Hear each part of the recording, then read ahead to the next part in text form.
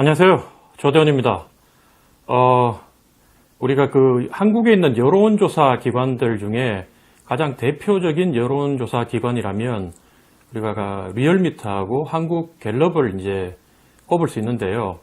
사실 리얼미터에 대한 불만이 우리 보수층에만 있는 게 아니라 진보층에도 참 많은 것 같습니다.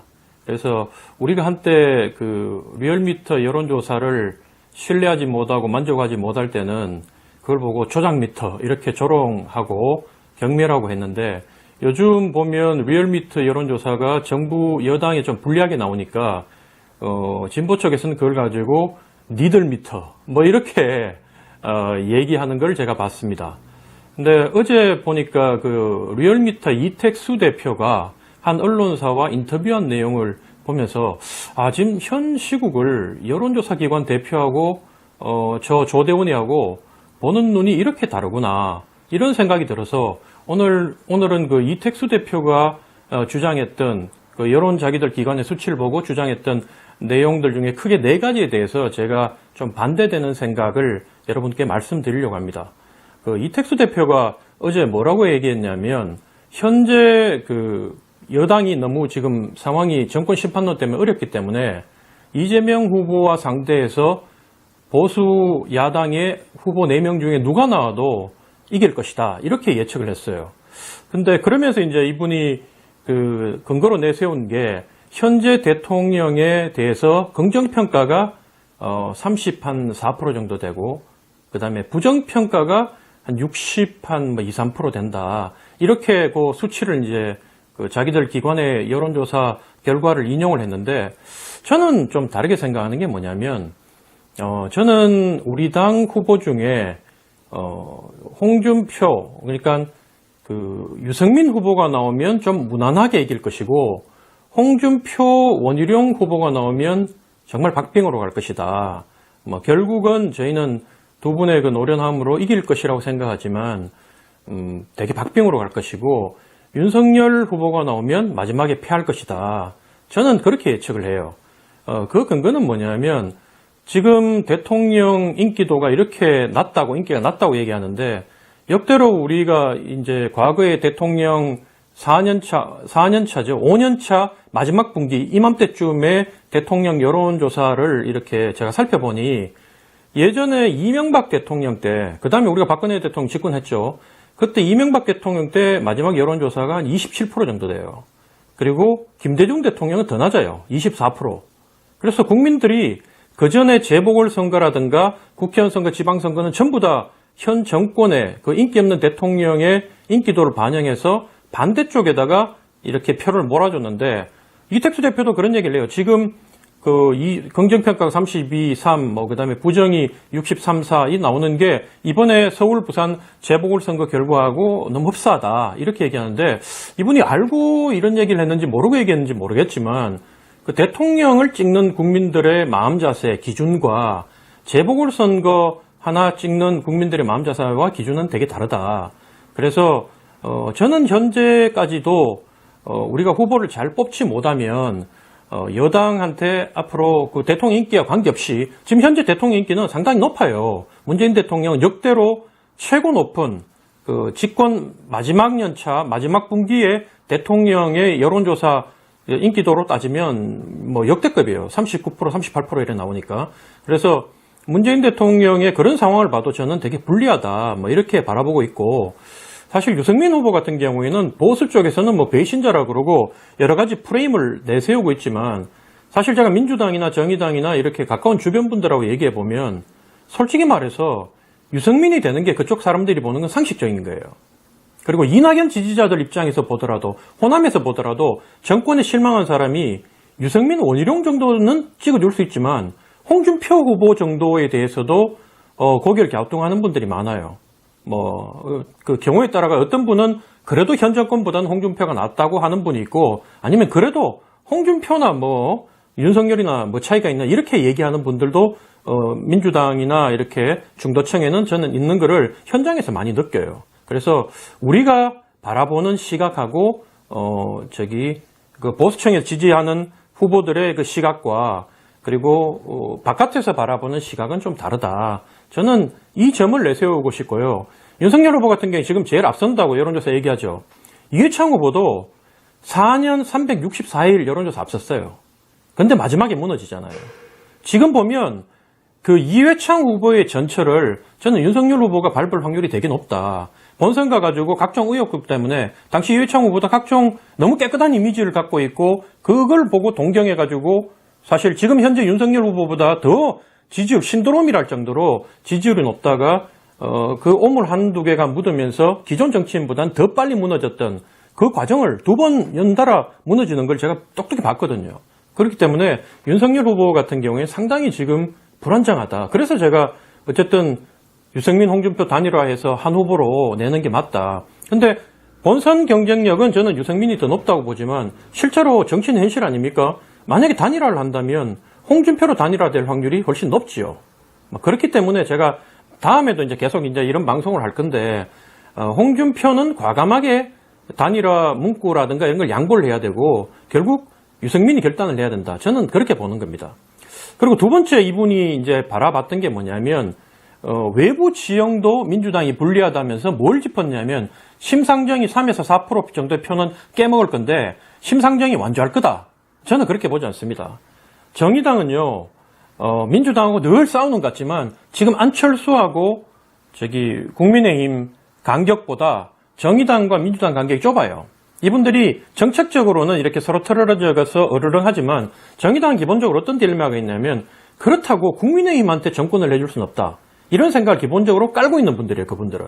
그렇기 때문에 지난번 문재인 대통령이 대통령 될 때는 원체 승리가 예상됐기 때문에 굳이 민주당하고 이렇게 힘을 합쳐서 갈 필요가 없었지만 이번에는 박빙이라는 걸 정의당도 알고 있어요. 그래서 어떤 식으로든 민주당하고 손을 잡을 것이고 그 전에 민주당이 이재명 후보 같은 경우에는 심상정 후보하고 손을 잡을 것이다. 그렇게 해서 많은 지분을 내주더라도 단일 대오를 형성해서 범진보 단일 후보로 대선을 치를 것이다. 저는 그렇게 예상해요. 그러니까 이것도 이제 이택수 대표하고 저하고는 생각이 다른 거죠. 그리고 또 이분은 뭐냐면 안철수가 3에서 4 정도 표를 깨먹을 건데 안철수는 어떻게든 보수 정당하고 국민의힘하고 힘을 합쳐서 단일 대우를 형성해 갈 거다 보는데 저는 그거는 퀘스천마크예요. 사실은 제가 옛날에 김무성 대표 만났을 때 이 개인적인 얘기지만 오늘 이 자리에서 말씀드리겠습니다. 김무성 대표가 사실 우리 당 전당대회를 하고 있을 때 안철수 대표를 만나서 합당하자. 왜냐하면 김무성 대표 같은 경우에는 어떻게든 안철수가 깨먹는 표가 있기 때문에 이걸 데리고 와야지 우리가 무난하게 집권할 수 있다는 생각을 갖고 계신 분이기 때문에 물밑 접촉을 통해서 네가 같은 두 분이 부산 아닙니까? 그래서 당 이름 마음에 안 들면 당 이름 바꿀까? 이렇게 서로 간에 얘기가 했는데 안철수 대표 같은 경우에는 당 이름 안 바꿔도 된다. 괜찮다 형님. 이렇게 해가지고 잘 갔어요. 그런데 이게 왜 틀어졌냐면 이준석 대표가 되고 난 뒤에 이게 틀어진 거예요. 사실은 그때 얘기 나온 것 중에 뭐냐면 이준석이 대표가 됐다는 소식을 안철수 대표하고 사모님이죠. 부인하고 어떤 예식장인가 행사장에서 그 소식을 듣는 순간 얼굴이 완전히 일그러졌다는 거예요. 그만큼 이준석과 안철수의 사이는 지금 틀어져 있고 근데 이준석이 대표가 되고 난 뒤에 안철수를 계속 자극을 했죠. 그 이후로 완전히 완전히 둘 사이가 물과 기름이 되면서 간격이 벌어진 거예요. 적어도 이준석이 대표가 하고 있는 동안은 안철수 대표가 손을 잡지 않으려고 하고 근데 하나 이제 국민의힘으로서는 좀 다행스러운 건 뭐냐면 희망 있는 거는 대권 후보들은 그래도 세상 물정 좀 알고 자기 고집만 내세우는 나이가 아니잖아요. 그래서 대권 후보는 자기가 필요하면 당대표 관계없이 이제 권력을 대권 후보가 되는 순간 내년 3월 9일까지는 잡게 되기 때문에 어떤 식으로든 안철수를 달래는 작업에 아주 공을 들일 것이다. 그래서 거기에 한 가지 희망을 걸고 있지 그게 안 되고 지금 같은 기조라면 안철수는 반드시 출마한다. 저는 그렇게 보고 있습니다. 그리고 마지막으로 이제 이택수 대표하고 저하고 달리 보는 건 뭐냐면 홍준표가 지금 거의 따라갔다.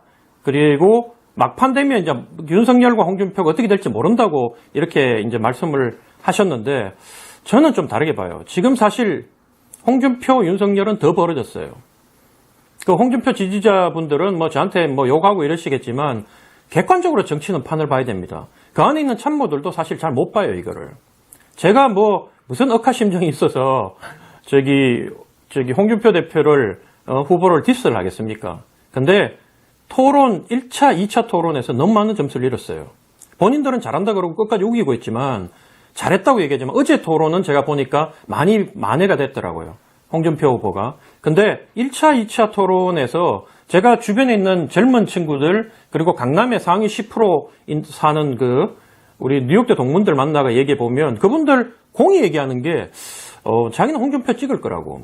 결국은 유승민도 싫고 홍준표를 찍을 거지만 이번 토론 보면서 딱 홍준표 후보는 70 다 돼가는 경상도 할배. 딱 그 이미지를 봤다는 거예요, 이번에. 그리고 토론을 하면 할수록 윤석열의 약점을 건드린다고 건드렸는데 싫든 좋든 계속 홍준표 후보의 과거의 약점들이 계속 드러나면서 저도 사실 몰랐던 거. 제가 이 당에 17년 있었는데 17년 있으면서도 별로 관심을 갖지 않아서 몰랐던 내용들이 이번에 나와서 제가 그 내용 다 찾아봤거든요. 그게 유리하지 않다. 이런 상황을 냉정하게 판단해 봤을 때 어쨌든 홍준표 후보 같은 경우에는 토론 통해서 이제 4번 남았는데 판을 뒤집기는 쉽지 않다. 그리고 제가 주변에 있는 당협위원장들이나 당원들 보면 이제 결사적이에요. 홍준표 후보가 또 계속 그런 얘기를 한 게 뭐냐면 같이 가자 이래야 되는데 자기한테 배쳐가더라도 같이 가자 내가 잘못했다고 이래야 되는데 두고 보자. 선거 마치고 보자. 3월 9일 이후에 보자. 경선 마치고 보자. 이렇게 해버리니까 저도 그 심정은 이해해요. 저도 배신도 당해보고 정말로 참 아픔을 많이 겪어봤지만 선거 앞두고는 최소한 그래서는 안 되거든요. 그 감정을 절제해야 되는데 그래버렸기 때문에 저쪽은 더 죽기 살기로 결집을 해가지고 당원 투표에서는 어쨌든 그 표단 속에 더 들어간다. 그리고 지금 전두환 망언이라든가 여러 가지 윤석열 후보의 실수가 계속 반복되고 있지만 그게 우리도 보셨지만 민주당의 당내 경선에 있어가지고는 이재명의 각종 악재가 터졌지만 더 결집하잖아요. 더 결집하는 모습을 보고 1차에 끝내는 걸 봤기 때문에 당내 경선, 당원들에 대해서는 전두환 발언 정도로 이게 흔들리면서 판이 뒤집어지진 않는다. 다만 윤석열 후보는 결국 여기에 대한 경선에서는 이런 걸로 크게 피해를 안 보고 통과할지 모르지만 결국 본선 가서 이게 다 자기한테 부메랑으로 돌아와서 결국 아킬레스건이 될 것이다. 저는 그렇게 보는 겁니다. 그래서 오늘 4가지를 짚어봤는데 이택수 대표님 제 방송을 보실지 모르지만 저하고 이거 나중에 결과 나오는 거 보고 500원 빵 저하고 한번 해보자는 말씀을 드리고요. 사실 이 수치만 바라보는 분들 저도 미국에서 경제학하고 정치학 공부하고 있지만 학자들이 책을 통해서 공부하는 지식이 전부 다라면 학자들이 경제 제일 잘해야 되고 정치 제일 잘해야 되죠. 근데 현장에서 저같이 공부도 해봤고 수치에 대해서도 되게 제가 중시 여기고 통계도 보지만 나름 현장에서 느끼는 감과 촉, 분위기 이런 걸 종합해 봤을 때 저는 이번 결과를 가지고 리얼미터 이택수 대표하고 저하고 나중에 결과 나오고 난 뒤에 한번 맞춰보는 것도 되게 재밌고 의미 있으리라 생각합니다. 여러분 드디어 이제 구독자가 700명 넘었고요. 더디지만 꾸준히 사랑해 주시고 또 정말로 정치에 대해서 양쪽에 줄 서지 않고 객관적인 시각, 나름의 분석틀 가지고 해보려는 분들이 제 방송 들어와서 같이 힘을 보태주고 계신데 여러분들이 써놓는 댓글을 제가 다 보고 있습니다. 보고 있는데 일일이 이제는 반응을 하기가 한쪽을 편을 들면 또 한쪽이 이렇게 섭섭해하시고 하기 때문에 못하고 있는데 여러분 어쨌든 제가 그걸 최대한 반영해서 매번 나름대로 최선을 다해서 알찬 방송 꾸미기 위해서 노력하겠습니다. 여러분 오늘도 감사합니다. 고맙습니다.